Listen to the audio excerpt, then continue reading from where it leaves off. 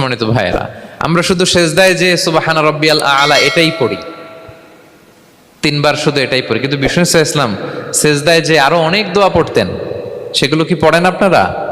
বিষ্ণু ইসলাম সুবহানা রাব্বিয়াল আ'লা এর পাশাপাশি তিনি সেজদায় যে পড়তেন সুবহানাকা আল্লাহুম্মা রাব্বানা ওয়া বিহামদিকা আল্লাহুম্মা গফিরলি। এটা জানি না আমরা অনেকে।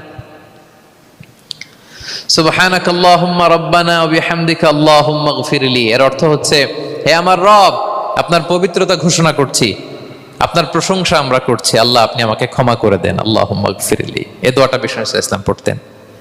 এছাড়াও বিষ্ণুই পড়তেন সুবুহুন কুদ্দুসুন রব্বুল মালাইকাতি ওয়ার রূহ, সকল ফেরেশতাদের অধিপতি রব, সবচেয়ে বড় ফেরেশতা যার 600 পাখা, জিব্রাইলের রব, সেই রবের প্রশংসা আমি করছি। তিনি সুবুহ, তিনি কুদ্দুস, তিনি মহাপবিত্র, the most pure, the most high. এভাবে বিষ্ণু ইসলাম